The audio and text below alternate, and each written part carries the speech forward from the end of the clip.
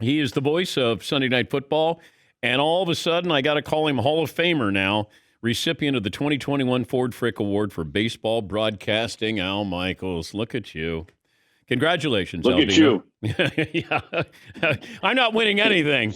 You're a frickin' Hall of Famer now. I can say that, Al.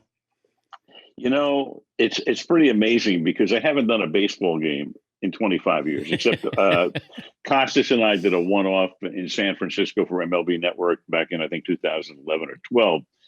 So, you know, I loved baseball. I built my career around it. I did it between 1968 when I started in the minors in Hawaii and through 1995. And it's, you know, I don't have any regrets in my career. I mean, I've had a heck of a run here and been in a lot of fantastic places at the right time. But if there's one small regret, it's that I was never at the network that had the rights to baseball after 1995. I loved doing it. Been a long time. Had a lot of, you know, good fortune. Cincinnati Reds. When you're, you know, you're up there in Dayton and listening to me as a kid doing the Reds, the Big Red Machine, 71 through 73, then the Giants, then Monday Night Baseball, and all of the rest. It was great. I loved it, and then to have this happen to me was fantastic. And they announced it on MLB Network yesterday, and then our great and good friend Mr. Costas came on, and we did a little two-way and had a lot of fun. He's already planning the itinerary for Cooperstown in July. You know, Bob, we won't be eating anything that has gluten in it, but apart from that, it should be a heck of a weekend. If I said at age 22 you got to choose one sport to broadcast, what would you have chosen? Baseball, no question. Yeah. You know, when I got out of Arizona State, and I had gone there specifically because the radio and TV program was so good, I got to announce baseball, football, basketball. The football team had Charlie Taylor, Curly Culp, coached by Frank Cush. The basketball team had Jumpin' Joe Caldwell, and the baseball team had Sal Bando, Rick Monday, and then Reggie Jackson came along. So I loved baseball. I got my job in Hawaii because I brought a tape to the man who was running the team, a man by the name of Jack Quinn. I only wish he was still alive to see this. He gave me the first break. And so I have an audition tape in which Sal Bando is in the game. Reggie Jackson is a freshman. I'm talking about him coming up the next year because freshmen were not eligible.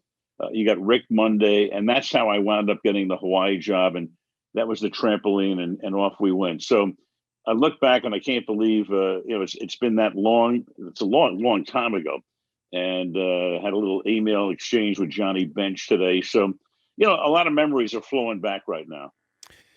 And there's a certain cadence, though. Well, you could tell us better than I can try to describe it. But, you know, you've done everything. But if you're looking for that, you get into a rhythm, the sport that's the hardest to get into a rhythm and the easiest to get into a rhythm. I think baseball is the most satisfying, especially on radio, because of its rhythm. If you look at football, especially, you know, on television, football, you've got 4 seconds of action. And then if they run the clock out, you know, like 35 seconds of inaction. And normally that's where the analyst comes in and does the replay. There are a lot of things, as you know, in a football telecast, a lot of traffic that you have to handle. So it's difficult in that sense to really get into the stories. Basketball and hockey are continuous, so that's very difficult as well. Baseball is different. It's a stop and a start, and it gives you a lot of leeway and a lot of freedom to talk about a lot of different things. And, you know, these days the games are going over 3 hours, so you have plenty of time. It's played every day. So I would say, I mean, for me, baseball was always the easiest because of that. Hockey's the hardest. No question about it. I mean, the great Mike Emmerich retiring this year, and nobody did it better. I mean, he was fantastic to be able to do what he did. And you know, Mike started on radio as well. And I think a lot of the great announcers, you know, the guys who have reached the pinnacle got their start in radio.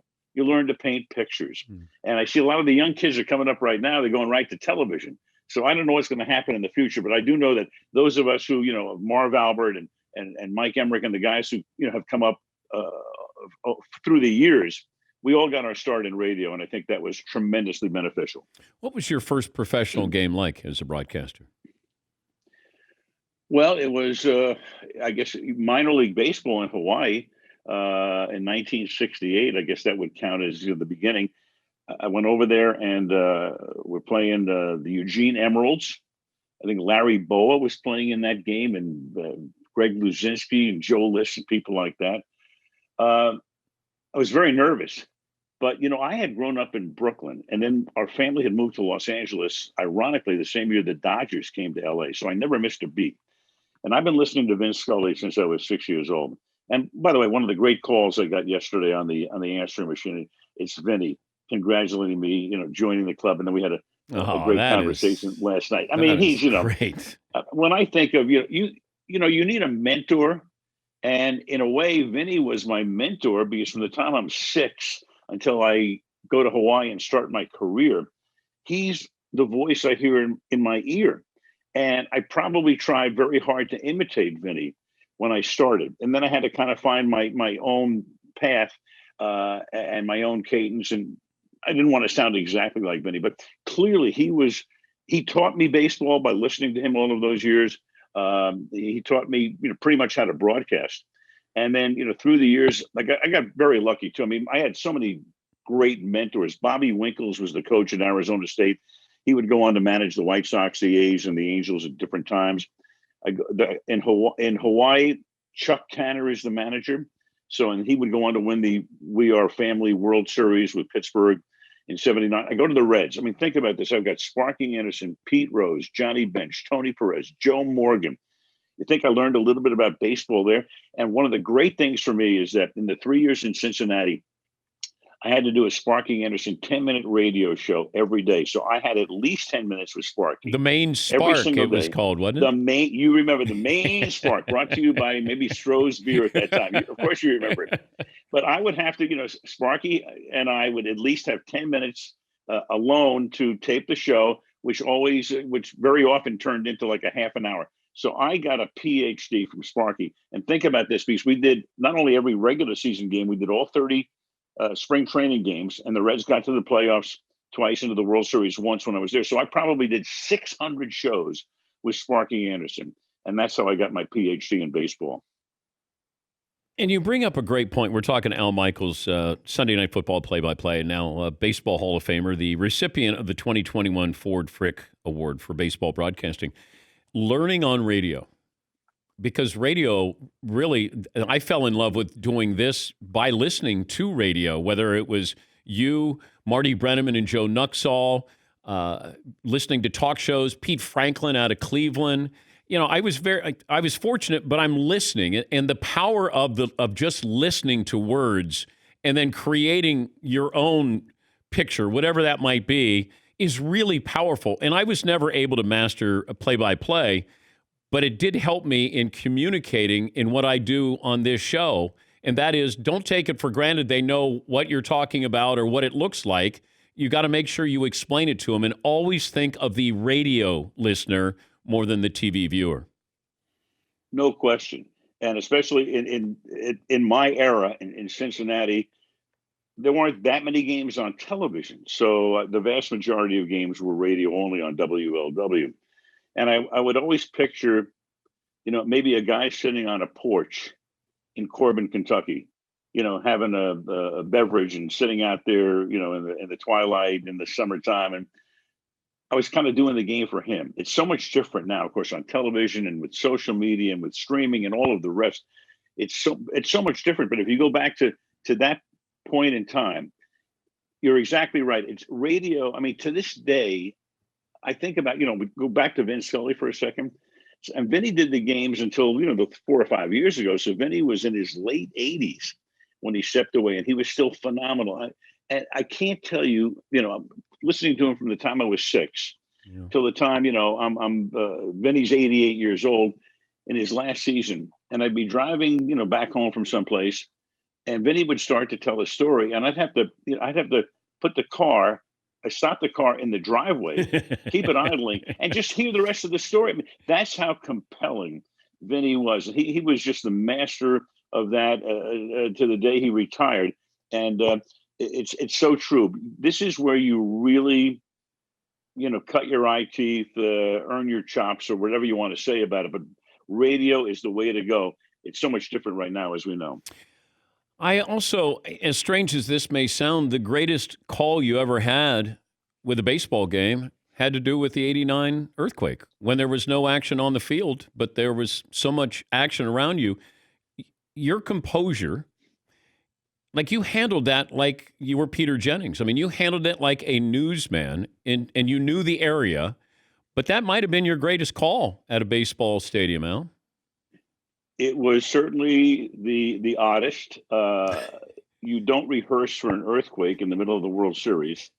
Let's put it that way. So for starters, Tim McCarver and Jim Palmer and I are doing the game. We're just happy we weren't thrown out of the booth when it stopped shaking. So you had that petrifying few seconds, and then all I thought to myself, you kind of go back almost to the 10th grade when I'm taking a journalism class, and the tenets of journalism are who, what, when, where, and how, and why. And I remember thinking, okay, this is very different. Be calm, just keep focused, and don't go to a place that you don't belong. Only talk about the things you know for certain. And it was kind of crazy because we're getting information coming from this source and that source, and this is 1989. Pre everything. Today, if there was an earthquake, Twitter would have it within 2 seconds. At that point in San Francisco, one of the ironies of that night is that the earthquake took place at 5:04. At about 5:20, people still don't really know what took place. They knew it was an earthquake, but candlesticks and closed. You can't see outside. They don't know what's really going on, and the crowd starts to chant, "Play ball, play ball." They had no idea what had taken place. So I had an idea, obviously, because we had the blimp and I could see certain things. And all I talked about that night was what I knew for certain, because we're getting all kinds of misinformation that's coming in. And I'm going, no, no, no, no, no. We have to get all of this corroborated. So it's a case of, and it's another thing that I always thought about in broadcasting, Dan, less is more sometimes. Because where you get into trouble is you go into places where you don't belong. So I told you what I knew for certain. I'd lived in that area for a lot of years, so I certainly I geographically I knew what was going on. I had a feeling for what was taking place, in the Bay Area at that point, and I only went to places that I belonged, that I knew about. Were you ever told to evacuate? Because you guys are up high. We were. So what happened was uh, everybody was kind of milling around, and then they postponed the game at about close to 5:30. So at that point, the stadium emptied out, orderly. I mean, the earthquake, there was no more shaking.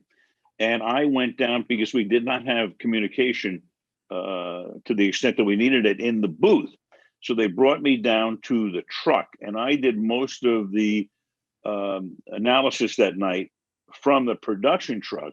And they had a microphone in there, which I've looked at the tape a few times, obviously, and it looked like something Sinatra would have used, if he was in a cabaret.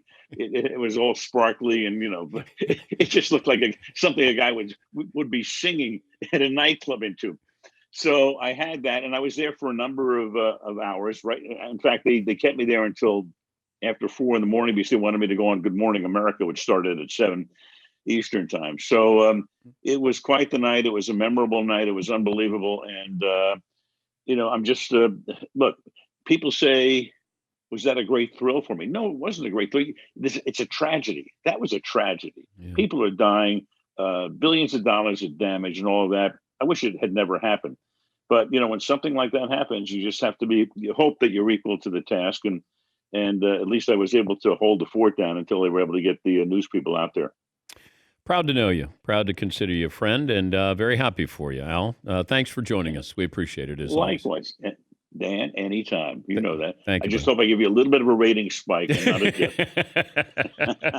I was going to have Costas on to talk about you. I thought I might get a rating spike with that. But no, thank you. Thank you, Al. That's Al Michaels.